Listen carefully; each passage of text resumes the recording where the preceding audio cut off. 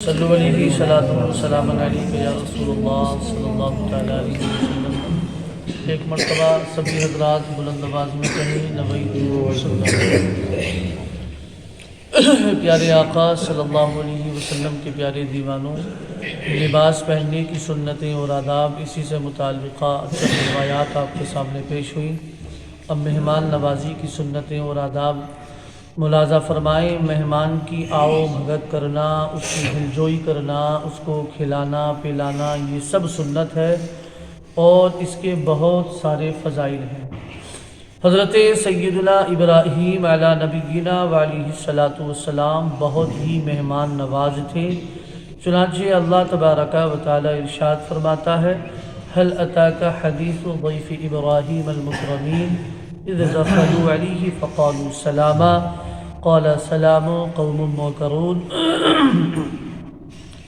فراغ إلى أهله فجاء بعجل سمين فقربه إليهم قال ألا تأكلون۔ اے محبوب صلی اللہ علیہ وسلم، کیا تمہارے پاس ابراہیم کے معزز مہمانوں کی خبر آئی؟ جب وہ اس کے پاس آ کر بولے، سلام کہا، سلام ناشنا سا لوگ ہیں۔ پھر اپنے گھر گیا تو ایک فربا بچھڑا لے آیا، پھر اسے ان کے پاس رکھا، کہا کیا تم کھاتے نہیں؟ پیارے اسلامی بھائیوں، حضرت سیدنا ابراہیم علیہ نبینا وعلیہ الصلاۃ والسلام نہایت ہی مہمان نواز تھے۔ اس وقت تک کھانا تناول نہ فرماتے جب تک کسی مہمان کو شریک نہ کر لیتے۔ ایک بار 2-3 روز گزر گئے، کوئی مہمان نہ ملا۔ چند روز یوں ہی گزرے تھے کہ 10-12 اللہ تبارک و تعالیٰ کے فرشتے حاضر خدمت ہوئے۔ آپ چونکہ مہمانوں کے منتظر تھے، انتظار میں تھے، اس طرف توجہ ہی نہ رہی کہ یہ فرشتے ہیں اور کھاتے پیتے نہیں۔ آپ نے ایک بچڑا ذبح کر کے بھون کر ان کے آگے رکھ دیا، لیکن جب ان معزز مہمانوں نے کھانے کی طرف رغبت نہ کی، اس وقت آپ کی توجہ شریف اس طرف گئی کہ یہ تو اللہ کے فرشتے ہیں۔ کنز الایمان کے حاشیے پر حضرت علامہ نعیم الدین مرادآبادی رحمۃ اللہ علیہ اس واقعے کے بعد تحریر فرماتے ہیں کہ حضرت ابراہیم علیہ الصلاۃ والسلام کو گائے کا گوشت پسند تھا۔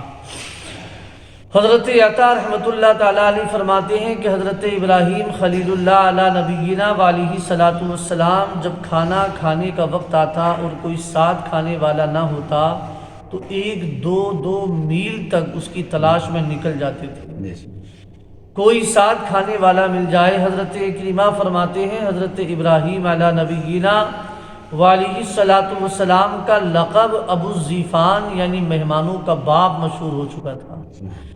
آپ کے مکان کے 4 دروازے تھے اور وہ دیکھتے رہتے تھے کہ کس دروازے سے کوئی آنے والا آتا ہے۔ سبحان اللہ سبحان اللہ۔ ایک طرف سیدنا ابراہیم خلیل اللہ علیہ نبینا وعلیہ الصلاۃ والسلام کی مہمان نوازی کا جذبہ آپ نے ملاحظہ فرمایا، دوسری طرف ہم اپنی حالت پر نظر ڈالیں۔ اللہ کی رحمت کو بصورت مہمان تلاش کرنے کا تو ہم سوچ بھی نہیں سکتے، یعنی تلاش کرنا تو بہت دور کی بات ہے۔ اگر کبھی اللہ کی رحمت یعنی مہمان چل کر خود ہی گھر آ جائے تو ہم گھبرا جاتے ہیں اور تمنا کرتے ہیں یہ مہمان جلدی جان چھوڑ جائے تو اچھا ہے۔ ہماری یہ بے حسی اور مفاد پرستی کا کب خاتمہ ہوگا؟ ہمارے اندر اخوت اور باہمی ہمدردی کا جذبہ کب پیدا ہوگا؟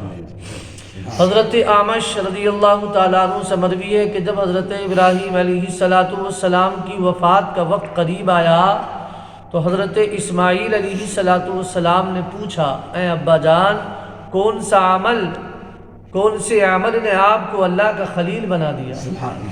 اللہ کا دوست، اللہ کا خلیل آپ کو کون سے عمل نے بنا دیا؟ تو حضرت ابراہیم علیہ السلام نے جواب دیا، اے بیٹا، 3 باتوں کی وجہ سے مجھے یہ شرف حاصل ہوا۔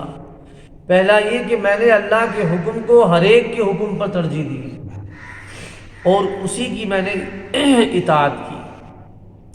دوسرا یہ کہ میں نے اپنے تمام کام اللہ تبارک و تعالیٰ کی کفالت ضمانت پر چھوڑ دی، یعنی اللہ پر ہی میں نے ہر کام میں اللہ پر ہی بھروسہ کیا۔ تیسرا یہ کہ میں نے بغیر مہمان کے کبھی دن یا رات کو کھانا نہیں کھایا۔ 3 کام ایسے تھے جن کے سبب اللہ نے مجھے اپنا خلیل بنا لیا۔ حضرت انس رضی اللہ تعالیٰ عنہ کا بیان ہے کہ تاجدار مدینہ صلی اللہ علیہ وسلم نے ارشاد فرمایا، جس گھر میں مہمان ہو اس گھر میں خیر و برکت اس طرح دوڑتی ہے جیسے اونٹ کے کوہان پر چھڑی، بلکہ اس سے بھی تیزی سے۔ یعنی اگر اونٹ کے جو کوہان اٹھا ہوا حصہ جو ہوتا ہے اس پر اگر چھڑی رکھ دی جائے تو ایک دم وہ نیچے گرے گی، ایک دم نیچے آئے گی۔ یہ مثال دی ہے۔ اسی طرح تیزی کے ساتھ اللہ کی رحمت اس کے گھر میں آتی ہے جس کے یہاں مہمان آتا ہے۔ چھڑی اونٹ کے کوہان پر رکھ دیں تو فوراً لڑک کر نیچے کی طرف آ جاتی ہے۔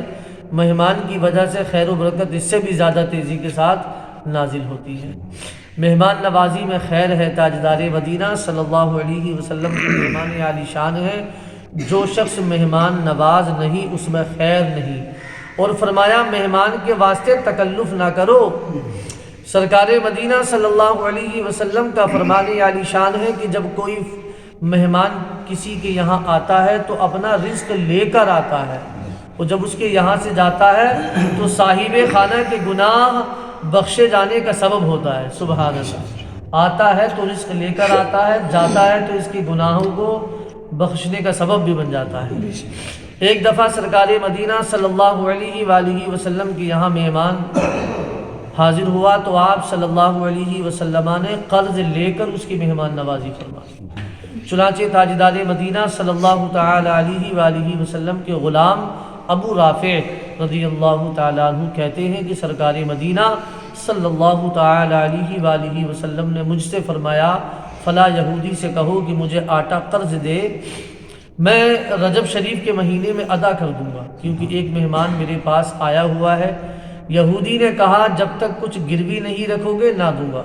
حضرت ابو رافع رضی اللہ تعالیٰ عنہ کہتے ہیں میں واپس آیا اور تاجدار مدینہ صلی اللہ علیہ وسلم کی خدمت میں اس کا جواب عرض کیا۔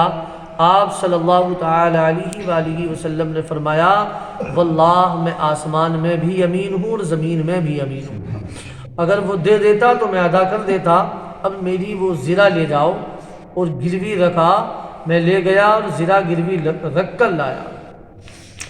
سبحان اللہ سبحان اللہ۔ کوئی ہماری مہمان نوازی کرے یا نہ کرے، یہ بھی یاد رکھیے، کوئی ہماری مہمان نوازی کرے یا نہ کرے، ہمیں اس کی مہمان نوازی کرنے کا حکم ہے، جیسے کہ حضرت ابو الاحوص رضی اللہ تعالیٰ عنہ اپنے والد سے روایت کرتے ہوئے کہتے ہیں کہ میں نے عرض کیا، یا رسول اللہ صلی اللہ علیہ وسلم یہ فرمائیے کہ میں ایک شخص کے یہاں گیا، اس نے میری مہمان نوازی نہیں کی، اب وہ اگر میرے یہاں آئے تو میں اس کی مہمانی کروں یا بدلہ لوں؟ ارشاد فرمایا بلکہ تم اس کی مہمان نوازی کرو۔ مگر آج کل معاملہ یہ ہے کہ ہم اور آپ تو جو ہے نا بدلہ لیتے ہیں، جب اس نے جو ہے میری مہمان نوازی نہیں کی تو میں بھی اس کے ساتھ ایسا ہی برتاؤ کروں۔ ہاں، میرے آقا کا فرمان ترمذی شریف کی حدیث پاک ہے، لہٰذا بدلہ نہیں لینا ہے۔ اللہ نے آپ کے اندر خوبصورتی جو پیدا کی ہے، جو آپ کو اچھا کردار اور اچھا اخلاق دیا ہے، تو لہٰذا تم اس کے چکر میں اپنے اخلاق کو برا نہ بناؤ۔ اللہ نے یہ خوبی آپ کے اندر رکھی ہے تو برائی کا بدلہ برائی سے نہیں دیا جاتا ہے، بلکہ برائی کا بدلہ بھی اچھائی سے دینا چاہیے۔ تو یہ چند مہمان نوازی کے تعلق سے سنتیں اور آداب ذکر ہوئی۔ کل انشاءاللہ العزیز مزید روایات بیان ہوں گی۔ رب کعبہ کی بارگاہ میں دعا ہے مولا تبارک و تعالی ہم سب کو مصطفیٰ کریم صلی اللہ علیہ وسلم کی تمام سر سنتوں پر عمل کرنے کی توفیق عطا فرمائے۔